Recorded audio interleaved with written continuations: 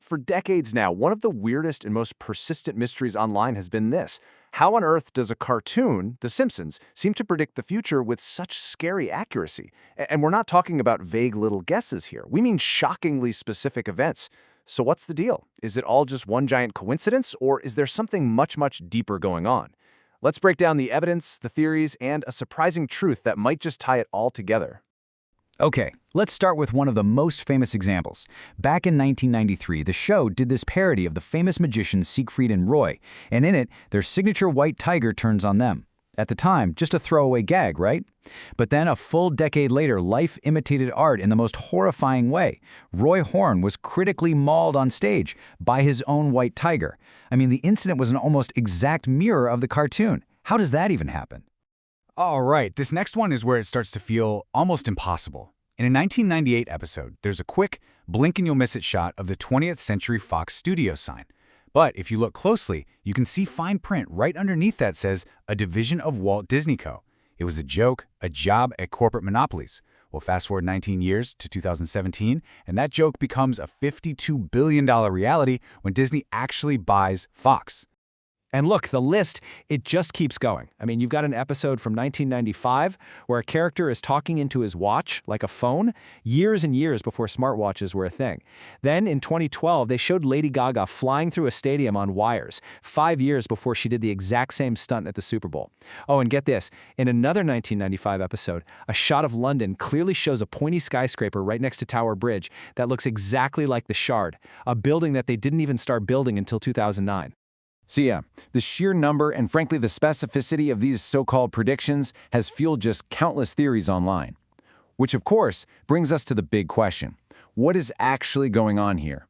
How can a cartoon get it so right so many times?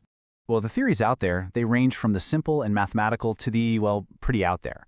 Some people are convinced it's just sheer coincidence, a numbers game. Others genuinely believe the writers might be time travelers. And then, of course, you have the darker theories, that The Simpsons is actually part of some huge, planned plot by a shadowy elite to basically tell us what they're going to do. Let's dig in. Okay, first things first. Let's tackle the most logical, rational explanation on the table. For a lot of people, the answer isn't some grand conspiracy at all. It's actually about probability, a little bit of psychology, and just how our own minds tend to work. So, the key to the whole rational argument is a mental shortcut we all take called survivorship bias. And honestly, the best way to think about it is like this. Imagine you're throwing thousands of darts at a dartboard. Eventually, one is going to hit the bullseye, right? Survivorship bias is when we stare at that one perfect bullseye and completely forget about the thousands of other darts that missed. We only see the survivor. And to really get a sense of the scale we're talking about, check this out. Over 36-plus years and hundreds of episodes, it's estimated that The Simpsons has told something like 1.28 million individual jokes. That's over 1 million darts thrown at the giant dartboard of the future. Statistically, it's pretty much guaranteed that some of them are going to hit. So from this point of view, it's pretty straightforward.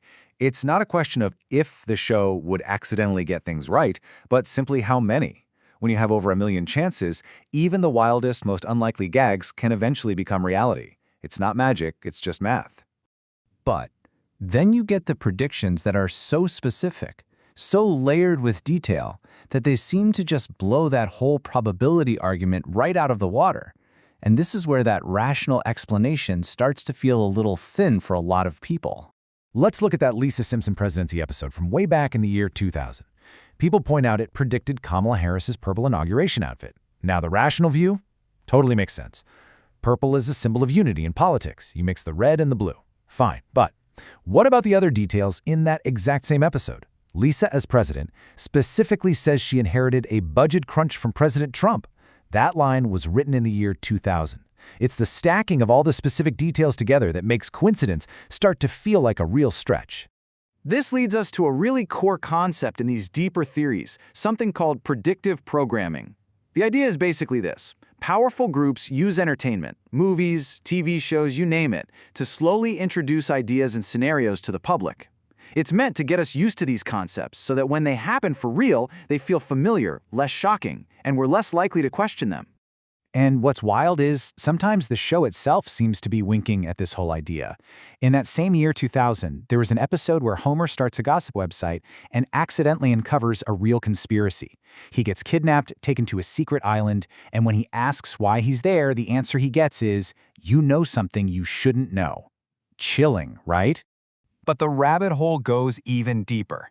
When court documents from the Jeffrey Epstein case were released, they included flight logs from his private jet. And on those logs was the name of the Simpsons creator, Matt Groening. Now, to be clear, no wrongdoing was alleged, but it factually places him in the very same elite, highly secretive social circles that the show itself so often parodies and that these conspiracy theories are all about. Now, I know what you might be thinking. This idea of some secret elite connection, it can sound like pure speculation, right? Well, what if I told you there's a documented, real-world partnership between the entertainment industry and the centers of power in government? It turns out there is, and it's not a theory, it's a fact. It's true. Both the Pentagon and, the CIA have their own official offices dedicated to working with Hollywood. Their stated mission is to collaborate with studios, give technical advice, and help, and this is their word, polish scripts. But what that polishing actually entails is pretty eye-opening. And thanks to declassified documents, we know exactly what they do. It's not just advising. In the movie Hulk, a military operation was originally named Operation Ranch Hand, the real, controversial name for a chemical weapons program in Vietnam. The Pentagon made them change it to the generic Operation Angry Man. In the movie Contact, the Pentagon demanded they cut scenes that made the military look weak or panicky. They are actively shaping how they are portrayed on screen. And we're not just talking about a couple of big movies here and there. This is widespread. Over 1,100 television shows have received direct backing and support from these government offices. That means the influence of intelligence and military agencies on the stories we watch is way more common than most of us probably think. So, all of this brings us to what might be the real answer here. Maybe we've been asking the wrong question the whole time. What if the answer isn't about prediction or some secret memo telling writers what to draw? What if it's something more subtle and maybe, in a way, even more profound? Just think about it for a second. Where do the writers of The Simpsons come from? A lot of the core staff are Harvard graduates. These are the exact same institutions that produce the country's future policymakers, global strategists, and tech innovators. You basically have two different streams of people flowing from the same source, all educated by the same professors, all part of the same high-level conversations about where the world is heading. This leads to a powerful alternative idea. The writers aren't psychic. They're just plugged in.